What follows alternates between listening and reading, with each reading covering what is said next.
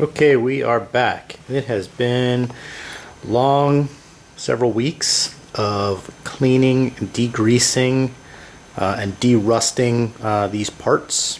I've got my two clutches back together, and you can see I've painted some parts just because I had some extra spray paint lying around. So I figured I would paint the parts that get exposed. This is my right clutch and my left clutch. I got a new hub, or I should say a good used hub for the one that was broken. And I got some new fiber discs. Half the one whole side was trash, so I had to get some new fiber discs.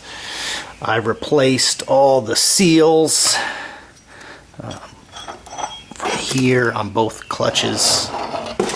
Even though the one side, it looked okay when I first took it out, but I replaced all these seals. And these things, once I figured out what they cross-referenced to, what size they were, it was pretty easy to find and they weren't that expensive. So I replaced all the seals for that.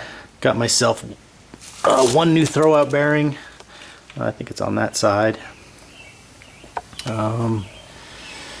And I've got my clutch compression tools, they're called. They're just, like I said, just some piece of, I use channel that I cut a piece off of, but you could use angle. These are 1/4 inch thick, and you can see that one is kind of bent. Actually, on this one, they all are bent. So that spring is pretty strong. You probably need something ideally bigger than, or thicker than 1/4 inch, or at least a little bit wider. Give you a little bit more meat here before they bend. This side, you can see they're just starting to bend. But all right, so they are ready to go back in. I got new brake bands, all new, and some other new parts. New gaskets. I just made them myself. I just used some gasket material.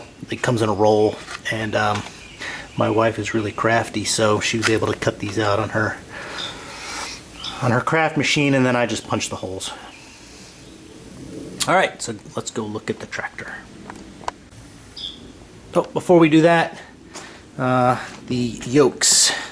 So I've got the new bushings pressed in there, which are good, and on these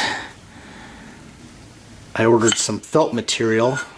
You can buy by the square foot from McMaster, and then I got new bushings in there, so you can see how little that wiggles now. So that should be a lot better. All right, now out to the tractor. Okay, so you can see it's a lot cleaner. So after I got everything out,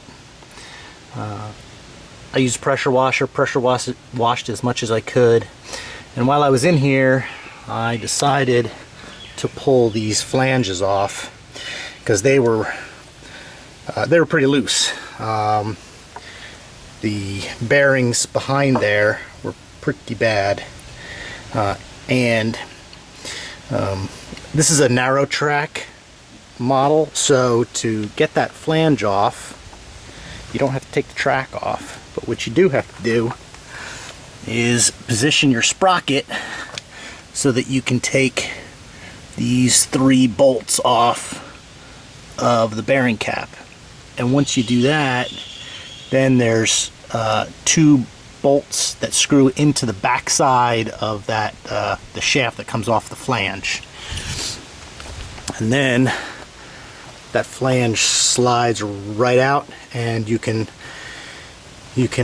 replace the seal in the housing behind here, which keeps the gear oil from leaking out of your final drive into this compartment as well. And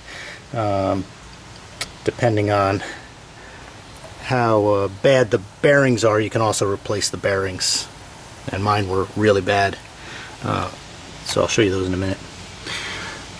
Put 4 new studs in the bottom there where they're supposed to be. And I got 4 new bolts to put in the top. And you can see my new brake bands. And all I'm waiting on now is to put the clutches back in. So here are the bearings. And you can see they don't look too good. This is an outer, this is an outer. That's pretty bad. This inner and this inner, I can't even turn those with my hand, and I let them soak in degreaser overnight. I still couldn't turn them, so I said forget it. The replacements actually weren't that expensive. I actually paid a little bit more than I could have if I'd looked around more. I think you can get them for about $35 each, which isn't too bad. But you can get them on eBay and some other places. So, okay, that's it for now. Next up will be after the clutches are installed.